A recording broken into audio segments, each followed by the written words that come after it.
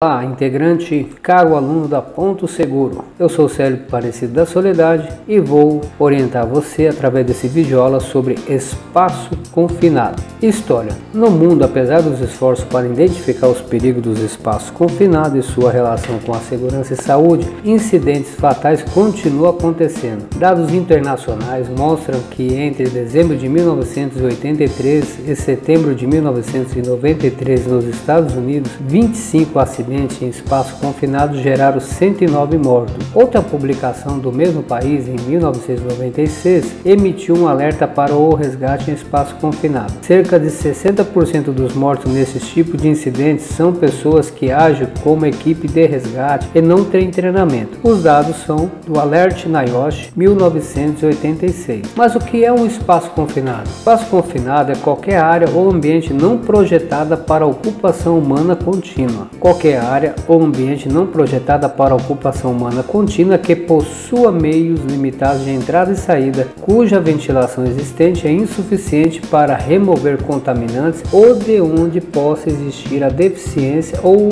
enriquecimento de oxigênio. Definição da NR33. Definição da NBR 14787. Qualquer área não projetada para ocupação humana, a qual tem meios limitados de entrada e saída e na qual a ventilação existente é insuficiente para remover contaminantes perigosos ou deficiência e enriquecimento de oxigênio que possa existir ou se desenvolverem. Definição clássica da OSHA. Espaço confinado. Todo espaço que tem dimensões suficientes para que uma pessoa possa entrar e realizar um trabalho. Tem entradas e saídas limitadas ou estreitas e não foi projetado para a ocupação contínua do homem. Responsabilidades. A norma regulamentadora define responsabilidade para os diversos tipos de pessoas e entidades envolvidas em operação de espaço confinado. Para o empregador, indicar formalmente o responsável técnico pelo cumprimento da norma regulamentadora número 33, identificar os espaços confinados existentes no estabelecimento, identificar os riscos específicos de cada espaço confinado, implementar a gestão em segurança e saúde no trabalho em espaços confinados por meio de técnicas de prevenção, administrativas, pessoais, de emergências e salvamento, de forma a garantir permanentemente ambiente com condições adequadas de trabalho, garantir a capacitação continuada dos trabalhadores sobre os riscos, as medidas de controle, emergência e salvamento em espaço confinado. Para o empregador, garantir que o acesso ao espaço confinado somente ocorra após a emissão por escrito da permissão de entrada e trabalho, modelo constante no anexo 2 da norma regulamentadora número 33. Fornecer às empresas contratadas informações sobre os riscos nas áreas onde desenvolverão suas atividades e exigir a capacitação de seus colaboradores. Acompanhar a implementação das medidas de segurança e saúde dos trabalhadores das empresas contratadas, provendo os meios e condições para que eles possam atuar em conformidade com a norma regulamentadora número 33. Interromper todo e qualquer tipo de trabalho em caso de suspeição de condição de risco grave iminente, procedendo ao imediato abandono do local. Garantir informação atualizada sobre os riscos e medidas de controle antes de cada acesso ao espaço confinado. Responsabilidades para o trabalhador. Colaborar com a empresa no cumprimento da norma regulamentadora número 33, utilizar adequadamente os meios e equipamento fornecido pela empresa, comunicar ao vigia e ao supervisor de entrada as situações de risco para sua segurança e saúde ou de terceiros, que seja do seu conhecimento, cumprir os procedimentos e orientações recebidos nos treinamentos com relação aos espaços confinados. Reconhecimento de risco. O reconhecimento de risco é fundamental na segurança dos trabalhadores de espaços confinados. O planejamento é a peça que garante a entrada e saída do trabalhador sem que ocorra problemas ou falha e por ele é preciso aplicar uma técnica de análise qualitativa. Principais etapas: identificação de riscos, controle dos riscos, permissões de entrada, equipamentos especiais, designação de função, supervisão, testes e monitoramentos, empreiteiras ou terceirizados, procedimentos de emergência, treinamento e revisão. Reconhecimento dos riscos, checklist, periculosidade e contaminantes do ar, periculosidade e contaminantes de resíduos líquidos e sólidos, área de ventilação, deficiência de oxigênio, risco de explosão e inflamabilidade, riscos radioativos ou químicos, risco de entrada e saída do compartimento, equipamento que deve ser desligado para a segurança do trabalhador, riscos físicos, outros riscos não citados anteriormente. Exemplo de risco: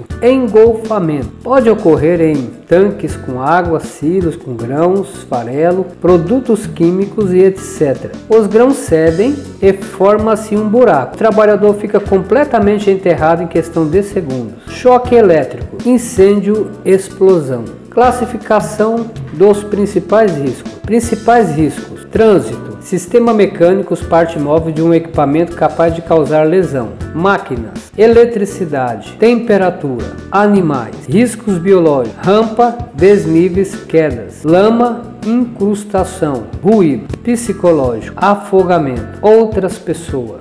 Avaliação de risco. Definições principais: risco é o binômio frequência vezes consequência. Existe evento de frequência baixa, mas de consequências severas, assim como outros de frequência elevada, porém de consequências leves. Perigo é algo inerente, não dá para dissociar, é uma propriedade intrínseca. Exemplo: uma cobra venenosa terá sempre o perigo do seu veneno, assim como a gasolina tem o perigo da inflamabilidade. O risco é a materialização dos perigos, ou seja, uma cobra venenosa fora de seu habitat torna-se um risco elevado, podendo materializar o seu perigo inerente, assim como a gasolina mal armazenada pode tornar-se um risco elevado, podendo materializar uma explosão ou um incêndio. Análise preliminar de risco. Tabela de frequência de ocorrência deve conter categoria, denominação, descrição. Podem ser classificadas desta forma. Exemplo: A.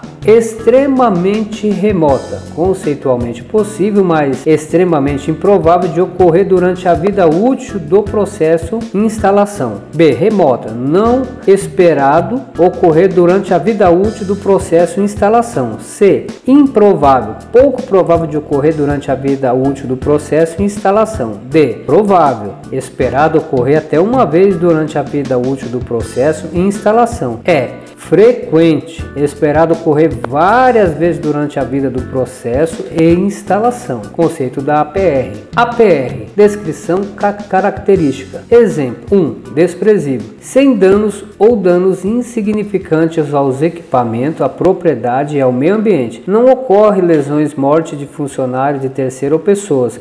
O máximo que pode ocorrer são casos de primeiro socorro ou tratamentos médicos menor. 2. Marginal. Devemos levar aos equipamentos, à propriedade e ao meio ambiente. Aos danos materiais são controláveis e ou de baixo custo de reparo. Lesões leves em funcionário terceiro ou empresa. 3. Crítica. Danos severos aos equipamentos, à propriedade e ao meio ambiente. Lesões de gravidade moderada em funcionário e lesões terceiro e pessoas. Probabilidade remota de morte de funcionário ou terceiro. Exige ações corretivas imediatas para evitar seu desdobramento em catástrofe. 4. Catástrofe. Danos irreparáveis, provoca morte e danos irreversíveis. Análise preliminar de risco. Ao cruzar as informações das duas tabelas anteriores, obtemos a matriz de risco. De 1 a 4 nós temos os itens e nós temos as classificações. Os riscos neste caso podem ser classificados como 1. Desprezível, 2. Menor, 3. Moderado, 4. Sério, 5. Crítico. Cada etapa deve, no final, ter seu mapeamento de risco, suas frequências e seu plano de ação. Como reduzir os riscos? Como reduzir os riscos? Seu risco é o consciente entre perigo e as medidas preventivas, então na medida em que programamos a medida preventiva, estamos reduzindo o risco. Risco, perigo, medidas preventivas. E o que são medidas preventivas? As medidas preventivas se iniciam num bom projeto de instalação, passado por um programa de inspeção periódico. Controle de risco. A NBR 14787 trata sobre espaço confinado, prevenção de acidentes, procedimento e medidas de proteção. E já 14.606, postos de serviço, que fala sobre entrada em espaço confinado, define grande parte das medidas de controle e prevenção. Soluções práticas e baratas, diminui o risco através de controle simples, isolamento, bloqueio, etiquetamento. Por exemplo, de bloqueio nós temos aqui o lockout e o tag. Então nós temos todo esse material para bloquear e sinalizar. Então os bloqueios ou o tag ou simplesmente a palavra etiqueta ou etiquetamento são dois métodos de segurança que são usados na indústria para garantir que máquinas perigosas são desligadas corretamente e não são religadas durante a manutenção ou serviço. Eles partem do princípio que a fonte de energia do perigo está isolada e fora de operação antes de qualquer procedimento ser iniciado. No Brasil, uma trava pode ser selecionada por sua cor, forma ou tamanho e é usada para designar um dispositivo padrão de segurança. Nunca deve existir duas chaves para uma mesma trava. A trava e a etiqueta são dispositivos pessoais e só devem ser retiradas pela pessoa que instalou, com exceção nos casos no qual o supervisor do serviço, por motivos relevantes, autoriza outro a retirar a proteção quando o serviço concluído. O controlador de risco deve se preocupar em visitar diversas áreas da planta a fim de isolar todos os dispositivos que efetivamente ameaçam a segurança do trabalhador ao efetuar a operação necessária dentro do espaço confinado. Alguns serviços impedem o uso de bloqueio. Operações em linhas pressurizadas de água, gás ou produtos de petróleo, nas quais existem essas condições, normalmente não são paralisadas. Continuidade do serviço é essencial. Desligar ou desativar o sistema não é uma opção. Tipo de trava: cadeado, interruptor de circuito, cadeado fusível, trava de plug, trava de interruptor de parede, trava de válvula esférica de bloqueio, duplo bloqueio de drenagem. Atmosfera: composição do ar. O oxigênio, o ar, ele é composto por 21% de oxigênio, 78% de nitrogênio e 1% de outros gases. Risco atmosférico: o principal risco atmosférico é aquele que leva o trabalhador a sofrer lesões ou falecer através dos seguintes fatores: deficiência ou excesso de oxigênio, ar contaminado com substâncias letais, as substâncias inflamáveis. Qualquer espaço confinado com menor de 20,9% de oxigênio deve ser considerado imediatamente perigoso à vida e à saúde, PVS, a menos que a causa da redução do teor de oxigênio seja conhecida e controlada. Padrões de ar. Concentração de oxigênio: então nós temos o O2, o oxigênio, abaixo de 23,5, nós temos uma atmosfera rica em oxigênio, 21% nível de oxigênio normal, 19,5 nós temos nível mínimo para entrada, de 12 a 16% alteração da respiração e do estado emocional, fadiga anormal em qualquer atividade, extinção da chama, de 10 a 11 aumento da respiração, da pulsação, coordenação motora prejudicada, euforia, possível dor de cabeça, de 6 a 10 náusea, vômito, capacidade de realizar movimento, possível inconsciência, possível colapso inconsciente, mas sem socorro, menor que 6%, respiração ofegante, parada respiratória seguida de parada cardíaca, morte em minutos. Como escolher o EPI respiratório? O Programa de Proteção Respiratória do Ministério do Trabalho define faixa de uso do EPR, equipamento de proteção respiratória. Esses valores são encontrados na norma NBR 13696 de 1996, atmosfera IPVS. Um local considerado IPVS quando ocorre qualquer uma das seguintes situações: A. Concentração do contaminante é maior que a concentração IPVS, ou suspeita-se que esteja acima do limite de exposição IPVS, ou B. É um espaço confinado com teor de oxigênio menor que o normal, 20,9% em volume, a menos que a causa da redução do teor de oxigênio seja conhecida e controlada, ou C. O teor de oxigênio é menor que 12,5% ao nível do mar, ou D. A pressão atmosférica do local é menor que 450 mmHg, equivalente a 4.240 metros de altitude, ou qualquer combinação de redução no percentagem de oxigênio ou redução na pressão que leve uma pressão parcial do oxigênio menor que 95 mmHg. Cuidados especiais com densidade. Devido à densidade dos gases, eles se separam em fases distintas. O CH4 ele tem uma densidade de 0,55, o CO 0,99, 0,97. O ar, a densidade de 1, o HS NOx 1H2S 1,20, vapor de gasolina 3 a 4. A atmosfera no IPVS é um espaço confinado cuja a pressão parcial de oxigênio está entre 95 e 122 mmHg e que não há contaminantes no ar. Esse ambiente pode afetar de modo adverso pessoas com baixa tolerância a níveis reduzidos de oxigênio ou pessoas não aclimatadas desempenhando tarefa que requeira grande acuidade mental ou tarefas muito pesadas. Nessas condições, com a finalidade de atenuar esses efeitos, deve-se usar respiradores de adução de ar. EPR, um respirador com peça facial, seja de pressão positiva ou negativa, não deve ser usado por pessoas cujos pelos faciais, barba, bigode, costeletas ou cabelos possam interferir no funcionamento das válvulas ou prejudicar a vedação na área de contato com o rosto. Na escolha de certos tipos de respirador, deve-se levar em conta o nível de ruído do ambiente de comunicação. Falar em voz alta pode provocar deslocamento de algumas peças faciais. Se o usuário necessitar usar lentes corretivas, o óculos de segurança, protetor facial, máscara de soldador ou outro tipo de protetor auricular facial, eles não devem interferir na vedação do respirador. Não deve ser usado óculos com tira ácido que passem na área da vedação do respirador, do tipo com vedação facial,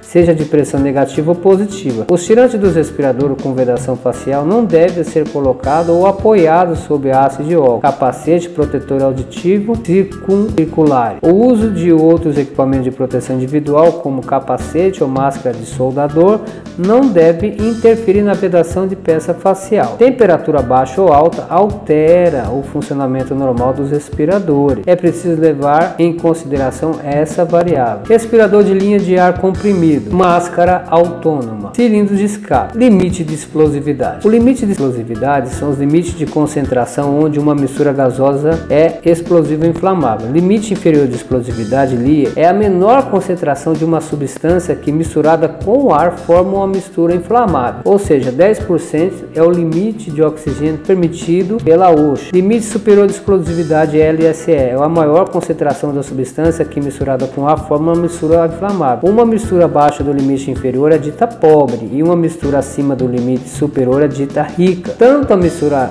rica como a pobre estão fora do limite para poderem queimar e explodir. Para medir a quantidade de gás dissipado em determinado local, usa-se o explosímetro. Limite de explosividade, exemplo, substância, limite inferior e superior. Então nós temos aqui o acetileno. O limite inferior é 1,50% e o superior 82%. Para os amoníacos, 15% o inferior e 28% o superior. Benzeno, 1,2% inferior, 8% superior. Benzina, 0,7% inferior, 8% superior. Ciclohexano, 1,2% inferior, 7,8% superior. Etano, etanol, 3,5% inferior, 15% superior. Formaldeído, 7% e 73%. Gás natural, 5% e 15%. Gasolina, 1,4% e 7,6%. Hidrogênio, 4% e 75%. Isopropanol, 2% e 11,8%. Monóxido de carbono, 12,5% inferior, 74,2% superior. O propano, 2,4% inferior, 9,5% limite superior. E o querosene, 0,7% inferior e 5% limite superior de explosividade. O tolueno, 1,2% inferior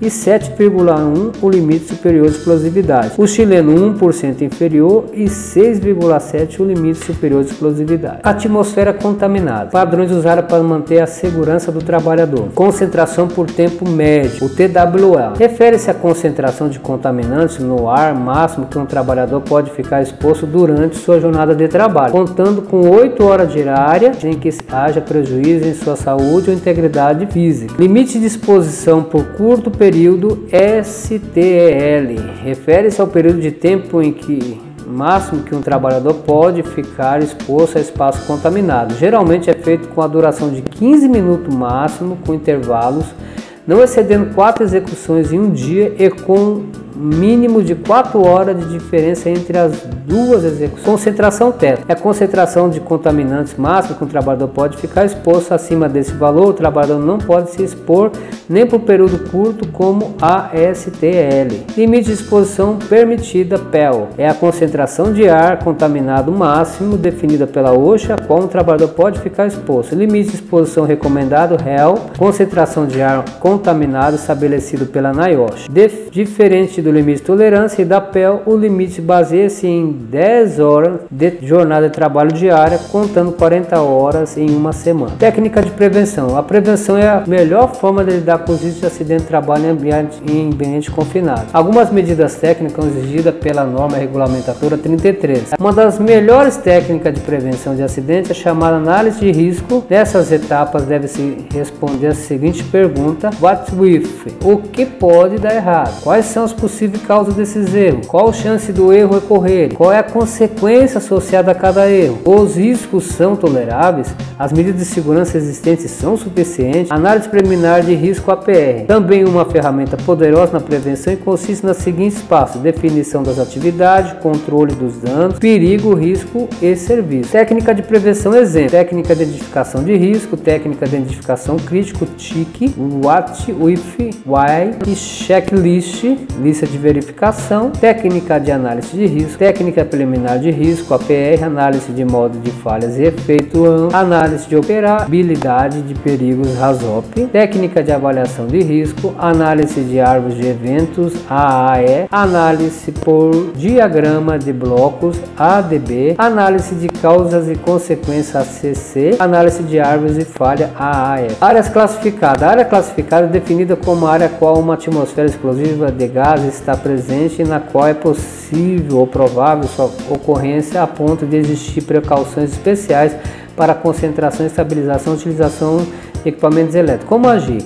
Adquirir equipamentos adequados à classe da área, exigir certificado de conformidade emitido segundo a legislação, instalar equipamento de forma correta, seguindo as normas técnicas existentes, organizar o documento de compra do fornecedor e da instaladora em um prontuário. Normas para área classificada. Relação das principais normas técnicas para equipamentos à prova de explosão. NBR 95/1897 vai falar do sistema de equipamento à prova de explosão. NBR 5363 de 98 trata sobre o esquema XD. NBR 9883 está sendo substituído pela ISC 6079, que trata sobre a XE, e a IC 6079, que vai falar sobre explosividade atmosférica e proteção, e a NBR 844789, que fala sobre o sistema XI, que está sendo substituído pela ISC. Normas para áreas classificadas. Norma regulamentadora do IMETO, portaria 176 de 2000 do IMETO. Aí nós temos esse número que vai falar sobre regras específicas para equipamento elétrico para atmosfera potencialmente explosiva. Classificação de área. A observância das recomendações das normas específicas para a área classificada permite a execução de um desenho chamado classificação de área, no qual todas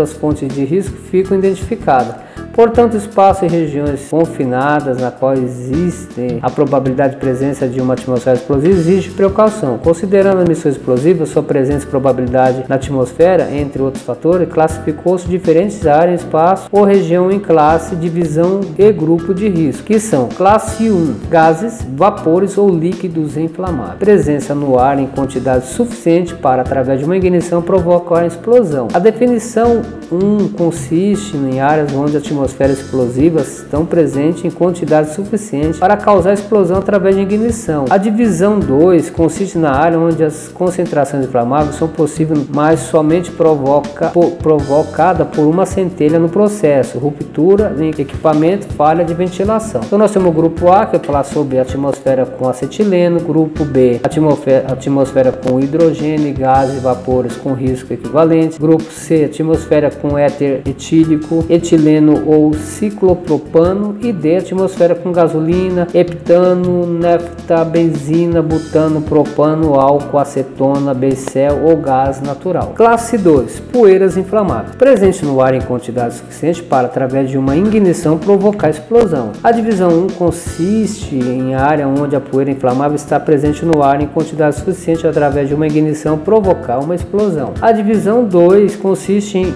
em áreas onde a concentração de inflamável não é provável, porém o acúmulo de poeiras pode provocar interferência na dissipação do calor dos equipamentos elétricos, provocando ignição. Grupo E, contaminantes, atmosfera com poeiras metálicas, incluindo alumínio, magnésio, outros com características semelhantes. Grupo F, atmosfera com negro de fumo, coque, pó de carvão. Grupo G, atmosfera com farinha, amidon ou poeira de fibra e partículas combustíveis. Classe 3, fibras inflamáveis, presente no ar em quantidade suficiente para, através de uma ignição, provocar uma explosão. A divisão 1 consiste nas áreas com manuseio, fabricação ou utilização de fibras que podem incendiar-se facilmente. A divisão 2 consiste em áreas nas quais são armazenados e ou manipulados fibras ou produtos geradores de partícula, exceto durante o processo de fabricação. Medidas administrativas. A norma regulamentadora define diversas medidas que devem ser consideradas em trabalho dentro de espaço confinado. No capítulo 5 do material pode ser encontrado todos os itens obrigatórios. As medidas administrativas devem ser feitas por supervisores, coordenadores, responsáveis pelas atividades dos trabalhadores. Medidas pessoais. A norma regulamentadora número 33 estabelece o procedimento que o trabalhador deve se submeter e se orientar. Com referência às normas regulamentadoras 7 e 31, inclui fatores de risco psicossociais e emissão de respectivo atestado de saúde ocupacional, o ASO. É obrigatória a capacitação de todos os trabalhadores envolvidos, direto ou indiretamente, com o espaço confinado, sobre os seus direitos, deveres, risco, medidas de controle. O número de trabalhadores envolvidos na execução do trabalho em espaço confinado deve ser determinado conforme análise de risco. É vedada a realização de qualquer trabalho em espaço confinado de forma individual ou isolada. PET. A norma regulamentadora número 33 exige para o trabalho em espaço confinado uma permissão de entrada de trabalho, chamada PET. É obrigatória a PET para possibilitar o ingresso do trabalhador para realizar a tarefa nesse espaço. Esse procedimento é assinado pelo supervisor de entrada. O capítulo 6 da apostila traz uma cópia sobre PET. A entrada não pode ser permitida se algum campo não for preenchido ou contiver a marca na coluna não. A falta de monitoramento contínuo da atmosfera no interior do espaço confinado, alarme sonoro, ordem do vigia, qualquer situação de risco à segurança do trabalhador, implica no abandono imediato do local. PET. Qualquer saída de toda a equipe, por qualquer motivo, implica a emissão de nova permissão de entrada. Essa permissão de entrada deverá ficar exposta no local de trabalho até o seu término. Após o trabalho, essa permissão deverá ser arquivada. O empregador deve garantir que os trabalhadores possam interromper sua atividade e abandonar o local de trabalho sempre que suspeitar a existência de risco grave iminente para a sua segurança, saúde ou de terceiros. São solidariamente responsáveis pelo cumprimento da norma regulamentadora contratantes e contratados. É vedada a entrada e a realização de trabalho em espaço confinado sem a emissão da PET ou permissão de entrada e trabalho. Os equipamentos utilizados em espaço confinado, nós temos os tripés, temos aqui o nosso sistema de monopés e outros equipamentos como sistema de redução de força ou guincho mecânico ou manual, linha de vidro ou cabos de aço, cintos de segurança específico para espaço confinado, ventilador exaustor insuflador, detectores portáteis de gás, proteção respiratória, equipamentos de segurança aumentada. São equipamentos elétricos de corrente alternada ou corrente contínua que, sob condição de operação, não produzem arcos, faísca, aquecimento ou sobrecarga suficiente para causar ignição na atmosfera explosiva. É importante ressaltar que a garantia dos equipamentos é obtida a partir de ensaios especiais realizados em laboratórios reconhecidos. Para esse fim, essas entidades emitem um documento que atesta a respectiva classe, divisão, grupo ou norma de fabricação do equipamento. No Brasil, o órgão responsável por essa certificação é o INMETRO, Instituto Nacional de Metrologia e Normalização. Equipamento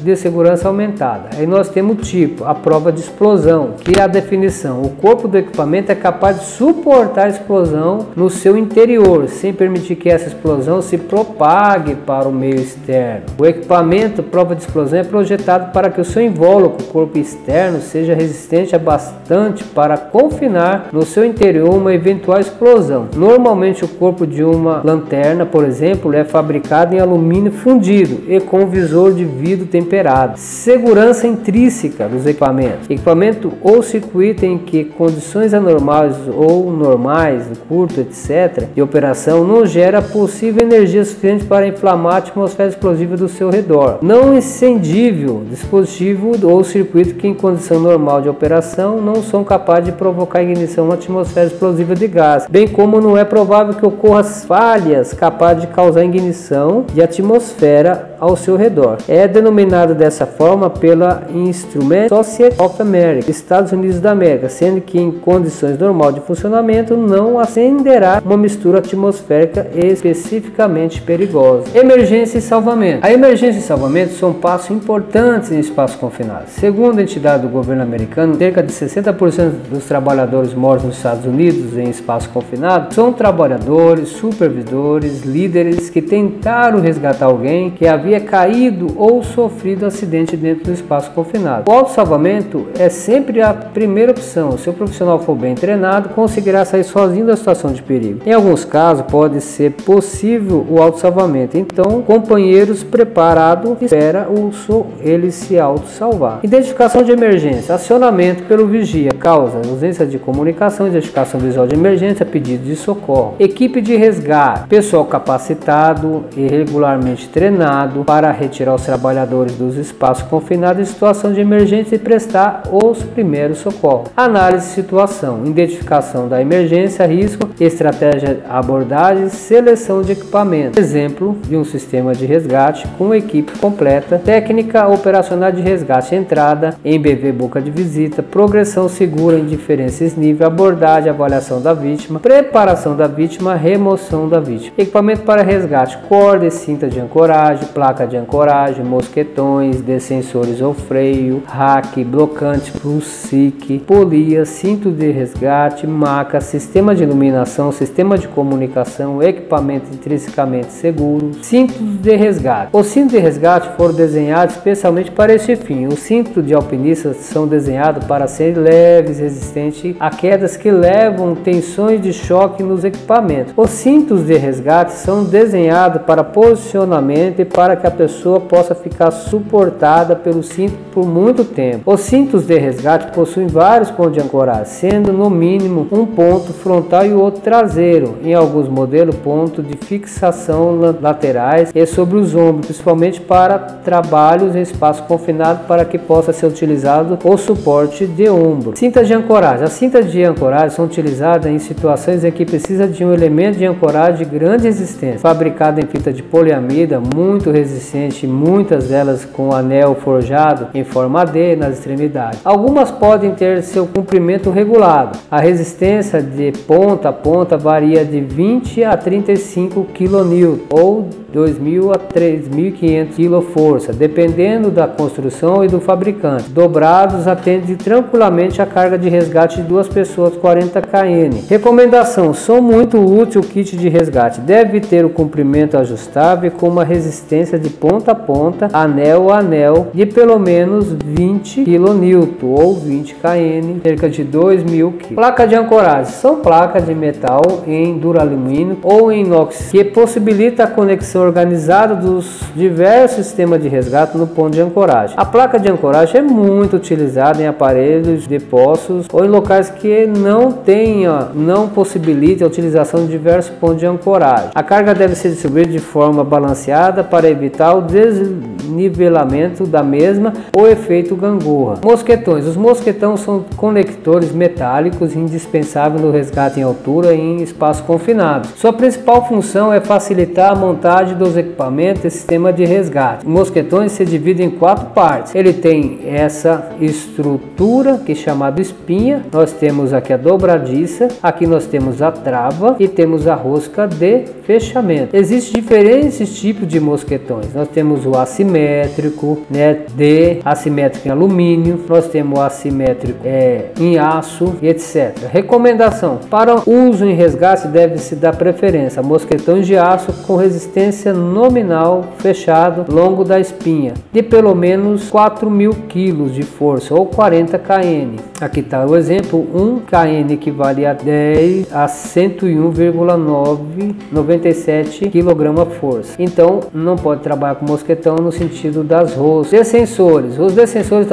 também são chamados de freio de rapel, nome mais conhecido. São equipamentos que permitem a descida de uma pessoa por uma corda mantendo sua velocidade controlada. Blocantes: os blocantes são peças que envolvem a corda, permitindo o movimento em apenas uma direção, como em uma catraca. Os blocantes podem ser utilizados como sistema de redução mecânica, no nosso caso, ou para ascensão em corda ascensor de Jumar. É o mais recomendado para essa função. Os blocantes podem ser de sem mola para manter o excêntrico na posição fechada, exemplo, com mola, jibes. Polias: as polias são equipamentos essenciais para reduzir a fricção em corda. Essa qualidade, no entanto, também as torna úteis para outros usos. Mudança na direção da corda em A. Posicionar a corda para uma posição mais conveniente. B. Reduzir a abrasão da corda. Em sistema de redução de carga, este sim é o que tem mais complexa montagem e deve ser bem estudada e praticada. Cordas: as cordas são elementos básicos para todo tipo de resgate, quer seja em altura ou em espaço confinado, tanto que em algumas biografias esse tipo de resgate é chamado de resgate de corda, rope rescue. As cordas podem ser construídas de diferentes tipos de materiais em diferentes formas de construção. Nós básicos: nó de ancoragem, volta do fiel 8 e 9, nó de união de fita, pescador duplo, escota. Nós blocantes: prussique, marcha, passagem, pelo 8, UI, AA, conhecido como nó dinâmico. Cadeira rápida com fita, volta do fiel. Esse nó de ancoragem rápida é muito usado pelo corpo de bombeiro. Faz 2 S, inverte eles e fecha. 8 duplo, na segunda volta do seio entra e forma-se o 8. Ótimo para ancoragem, porém, se mal feito, perde até 40% da capacidade da corda. 9, na terceira volta entra com o seio na laçada. Muito usado em ancoragem, tem pouca. Nó duplo pescador ou pescador duplo. Este nó é usado para unir cabos da mesma bitola. Nó prussique: nó blocante usado como trava-queda, usado também em resgate. Cadeira rápida, primeira fase. Cadeira rápida, segunda fase. Cadeira rápida, terceira fase, para retirar a vítima de profundidade. Aqui quem falou com você é o Célio Aparecido, da Soledade, instrutor de trabalho em altura da Ponto Seguro. Muito obrigado por assistir essa videoaula e esteja atento às respostas da avaliação. Boa prova para todos vocês.